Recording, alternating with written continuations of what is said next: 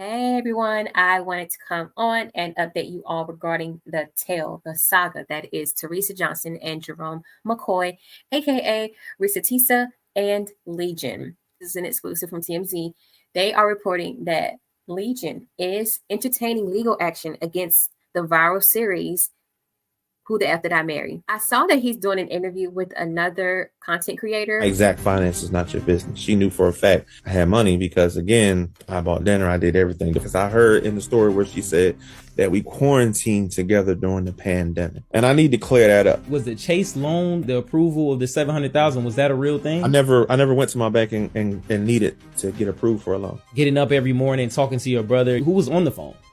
Was the proof of funds ever a issue? To the two accounts I let her know about, I had 5 altogether, but she had access to them. She was able to go to the bank, buy what she wanted when she wanted to buy it. Excruciating pain. She did admit to me that when she was pregnant, that was the other gentleman's kid, not mine. It were all signs, but I ignored them because she was my wife, and I'm just saying she's trying to work hard. You start taking care of somebody who don't appreciate it, and then you end up with a reesateesa. This was a fucking crazy ride. I told her the truth.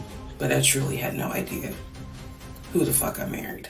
So we'll be looking out for that to hear his side. He already has spoken on a few videos that we've seen, and basically he's denying it. He's denying it, and in a statement or when he spoke with TMZ, he claims that him and Reesa were having trust issues at one point, and he went on to claim that she attempted to reconcile with him while allegedly threatening to expose him if he didn't comply with the reconciliation. So basically he's saying that he didn't budge, and that's why we all know about the story. Okay. So he's also, which is wild, because you're saying that that's why we know about it, but then you're saying it's a lie. So that's interesting within itself. But he also stated that it's affecting his job in PR that he does for a hospital. So that's why he's considering legal action.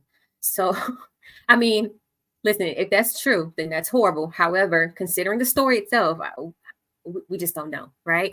So, well, we do know. Reesa did an update. I'll insert it here. Who the fuck did I marry? New update. Today is Monday, February 26, 2024. Earlier today, Legion's older brother, Chris, reached out to my friend, Tracy Tripp, an attorney here in Metro Atlanta. He called her firm to ask how he can get in contact with me. Tracy, being the friend that she is, basically had the attitude of, I don't know you. You're going to have to verify. Remember, trust, but verify. Chris did exactly that.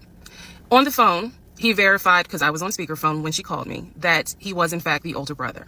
I felt comfortable. I called him from my personal phone. I called him at 2:16 p.m. Eastern Standard Time. He and I spoke, and there were 2 things that he asked for me to clear up. Here it is. Number 1, Legion's mother passed away first.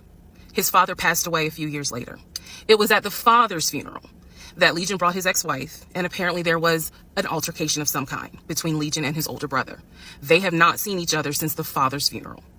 The information that I initially gave in my 50-part series was that they have not seen each other since the mother's funeral. So I want to clarify, they have not seen each other since the father's funeral. Secondly, Chris wanted me to also let you all know that their parents, though they are passed away, the parents did everything they could to get Legion psychiatric help. At one point, they were taking him to different therapists and psychologists. He's been diagnosed as a kid with both bipolar and schizophrenia. I did not know this. Chris informed me today, Monday, February 26th, during that phone call, that their father came out of retirement to help pay for the medications. And as Legion got older, he refused to take them. Did not know that. I say all this to say that Chris gave me permission to go ahead and relay this message to everyone to clear up some things that were said in the 50-part series. He also had a message for me. He said, we support you. The family is not mad at you. We've known how he is for years. You can expose that motherfucker. So thank you, Chris. I told him I would make this video to clarify exactly what he said. And he told me that if you or any friends know the family personally up in Philly, Chris has a message for you. The captain is loose. Apparently you all should know what that means if you know the family. I say all this to say again, I take responsibility and be accountable for the series that I put out, that 50-part series. So if I said something that was incorrect, I have no issue making sure that I correct it as best I can. However, let me be very clear, ladies and gentlemen. I know what my ex-husband put me through. I cannot speak for anyone else. I can only speak on my experience. I realize that this story sounds absolutely outrageous, but it's true. I filmed it the way I did for a reason, because it's true. I gave you details because it's true, and I stand on that. You all have a wonderful day. Okay, so we got an update from the brother, basically giving us a diagnosis and clarifying a few things, and also giving his support to Reesa. We also got a video from the ex-wife because her son actually spoke out initially, and she decided to come out and share her side briefly, and I'll insert that here. I'm going to address the elephant in the room because it's been brought to my attention that my ex-husband is out here in these streets disturbing individuals as he always has, and I have been brought into this. Let me first say, this chapter of my life is closed. I have moved on. It's been more than 10 years. I'm over it. I'm done. I'm good. Okay? But after I say this, let's just leave it alone. I don't want to talk about this anymore. I'm not going to address it anymore because I have nothing to do with this. This is my past life. The book is closed. Okay? So Legion, as y'all call him, is a despicable, nasty, and vile individual. I fell for the trap over 10 years ago. Yes, he was charming, and I was broken mentally. Okay? Understand, self-love was not here at all for me to actually love myself enough to understand that this is not love. He manipulated me. He loved bombed me.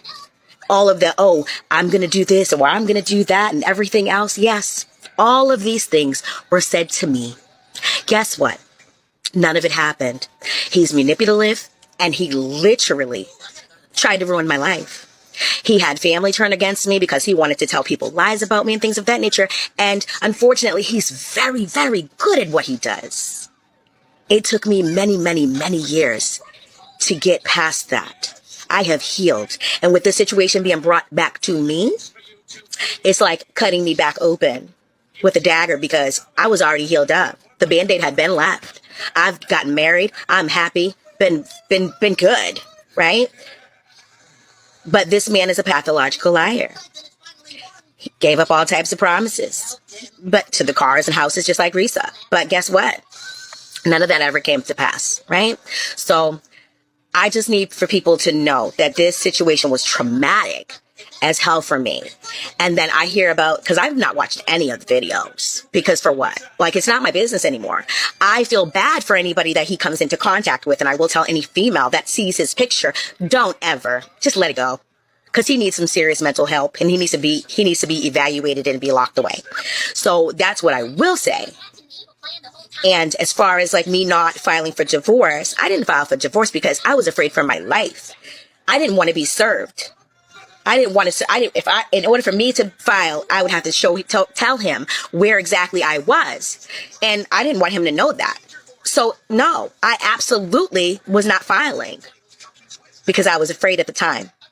But guess what? It was ended before it even really started but at the same token, I still was very, very, very not mentally, in love with myself. So that's one of the things that really got me. So I genuinely feel empathy for the women that have been down his path. When all this stuff was going on with him and I, there was no social media, TikTok or anything like that. But at the same token, I just wanted to heal through my processes. I didn't want to sit there and have to tell the whole world my business because I'm a very private person and I don't do trauma. I will also say this. I did not hit Legion at all. I did not hit this man. He went to jail because he was impersonating a police officer, telling people that he was a detective of the police department in Atlanta, Georgia. And that is why he went to jail. Also for stalking one of the guards that were over where we lived at. That is why he went to jail. So he didn't go to jail because of we never went to court about me putting my hands on him. My son did, yes, interact with him. And my son, yes, he did put his hands on him because he threatened me for the last time. And enough was enough. As you go through life, you can either sit down and continue to take it, or you can get up and triumph and do what you need to do so that you can make your life better. And at that point, enough was enough for me. I was done. I was no longer going to be the victim because I'm not a victim. I'm not a doormat. You can't step on me. You can't do whatever you want to do to me and me take it. So I left. I will also say, I need people to understand this is my life we're talking about, right? So this situation is triggering, but it's triggering me because it needs to be said. But it's one of those things where I was okay with not saying it. I was good. After this conversation, after I'm done saying my piece, if anybody wants to actually, know how I healed from all of this, you're more than welcome to go, click into my link on my Miss Missouri page on Facebook. And you're more than welcome to listen to my show tonight, because my Health, My Mind and Body radio show is literally about healing. And my show tonight is about elevating your mental. And I've been elevating my mental for years. And I'm so fucking proud of myself. You know why? Because I've done a lot of work to get past all that shit that was going on in my past. So all that, Reesa Teesa, I pray, honey, that you get the healing that you need, sweetie, because guess what? It took me time. And I pray that you get the healing that you need. And anybody else, Vivian or anybody else, I pray that you guys get the healing that you need. Because this situation is not easy. But I hope that you guys really get the healing that you need. So that way, you guys can move forward in your life, because it's possible to have a love of your life after all of this trauma. It is very possible. So with that being said, you guys, I really hope that, this will be on my end anyways. You guys can continue talking about it if you like, but I'm done because I'm not a victim. Good afternoon, you guys. I just wanted to kind of come and let you guys know what's going on. So in my last video, I stated that I was not really wanting to talk anymore about this situation, because honestly, you guys, I was shocked. My system was shocked. And then on top of that, I was afraid because, when I left him, I had to leave incognito, tie the pipe type of thing. That's why he was blocked on everything or whatever. So he couldn't find me.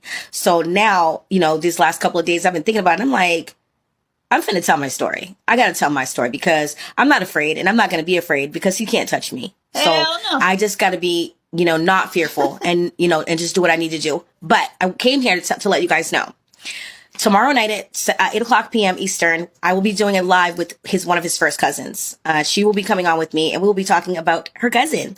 You guys will learn more things about him that she knows, in depth. So you guys will learn a little bit more, and and then also because of the fact that she knows him a lot, more than I would, because that's his cousin. But her and I are still very close. We've been close for years, even after he left, and after I left him. And he went to jail and all the rest of that stuff. Yeah, we're still close to this day. So she definitely wants to come on and say her piece about the situation. But Hey, we're all entitled to change our minds, and she is entitled. She has her right to tell her story the way she wants to tell it and tell her truth. So I don't see anything necessarily wrong with that. However, as far as Legion is concerned, he will have a tough time in court trying to prove or disprove what was said in the TikTok series, because there's a lot of people coming out to corroborate what she's saying and also tell their side of the story.